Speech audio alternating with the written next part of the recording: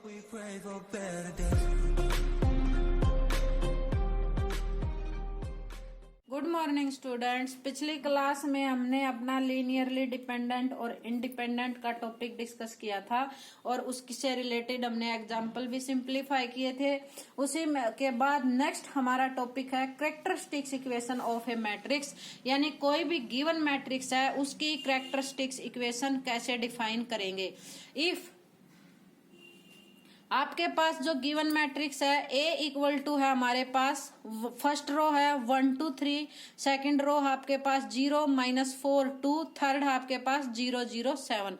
तो इसमें first point हमारे पास क्या होता है, जो गिवन मैट्रिक्स होता है उसको कैरेक्टरिस्टिक्स मैट्रिक्स में चेंज करेंगे।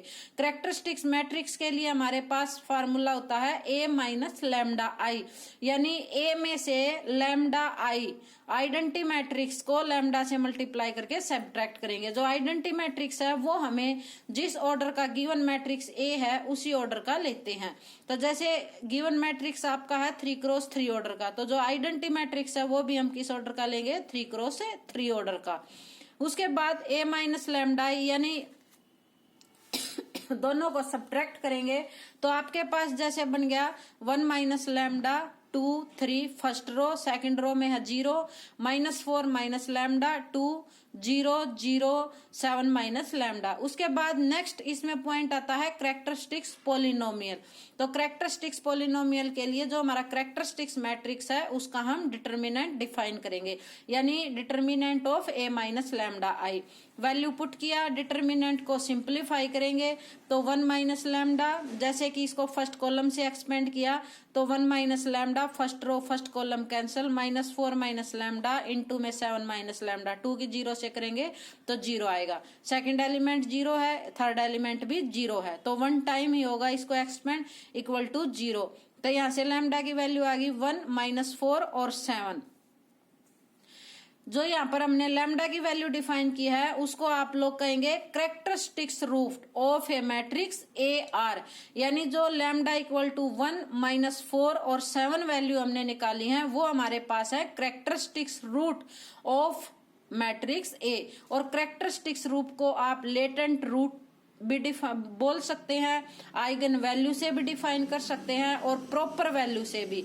और अगर इन्हीं कैरेक्टरिस्टिक्स रूट को हमें स्पेक्ट्रम फॉर्म में लिखना है तो 1 -4 7 को हम कर्ली ब्रैकेट से क्लोज कर देंगे, तो ये हमारा हो जाता है spectrum of the given matrix. उसके बाद नेक्स्ट इसी में आपके पास आएगा कैरेक्टरिस्टिक्स वेक्टर डिफाइन करना। कैरेक्टरिस्टिक्स वेक्टर्स को हम लोग आइगन वेक्टर से भी डिफाइन कर सकते हैं और लेटेंट वेक्टर से भी डिफाइन कर सकते हैं। तो कैरेक्टरिस्टिक्स वेक्टर के लिए हमारे पास क्या होना चाहिए, नॉन जीरो सॉल्यूशन ऑफ, यानी नॉन जीरो सॉल्यूशन आएगा हमारे पास जो कैरेक्टरिस्टिक्स मैट्रिक्स था a minus lambda I into capital X equal to null matrix. तो a माइनस लैम्डा आई की वैल्यू दिस थी और x की वैल्यू, यानी कोई भी हम वेरिएबल की फॉर्म में लेते हैं x1 x2 x3 equal to 0, naming करेंगे फर्स्ट। अब हमारे पास जो लैम्डा की वैल्यू थी बारी बारी से इसमें पुट करेंगे। फर्स्ट जैसे लैम्डा इक्वल टू 1 हमने इक्वेशन 1 में पुट किया तो हमारे पास दिस मैट्रिक्स आ गया।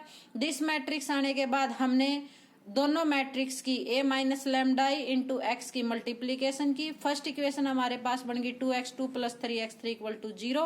सेकेंड इक्वेशन आपके पास है -5, फर्स्ट रो को फर्स्ट कॉलम से किया, सेकंड रो को फर्स्ट कॉलम से, थर्ड रो को कॉलम से, तो आपके पास दिस वैल्यू आ गई, यानी यहां से हमारे पास वैल्यू आ गई 6x3 इक्वल टू 0, यानी x3 इक्वल टू 0। x3 की वैल्यू इसमें पुट की, x2 इक्वल टू 0, यानी x3 और x2 की वैल्यू 0 आ गई। लेकिन आपके पास कितने को वेरिएबल थे 3, तो 1 वेरिएबल और है तो उसको हम क्या करेंगे, आर्बिट्रेरी कांस्टेंट सपोज करेंगे। Let x1 equal to k, तो x इक्वल टू आपके पास आ जाएगा, x1 क्या था k, x2 की वैल्यू 0, x3 की वैल्यू 0, k कॉमन निकाला 1 0 0, यानी characteristics vector corresponding to the lambda equal to 1 for given k not equal to 0, यानी जो 1 0 0 है ये आपके पास है characteristic vector corresponding to lambda equal to 1।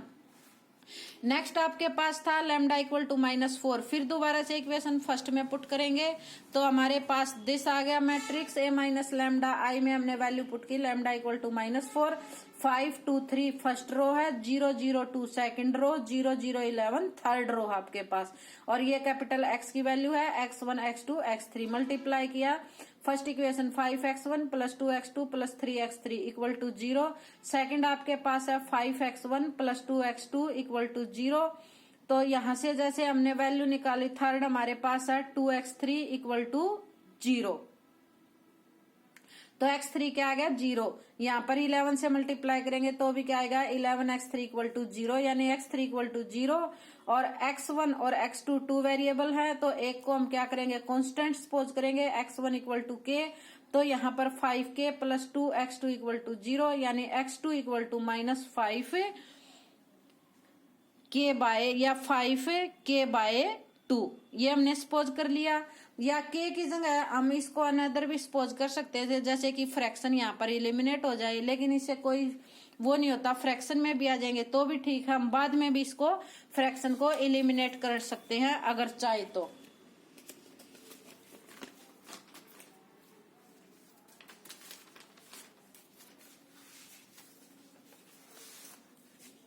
Therefore x equal to हमारे पास है x1 x2 x3। x की वैल्यू क्या है हमारे पास, x1 की वैल्यू k, x2 की -5/2k और x3 की 0k कॉमन निकाला।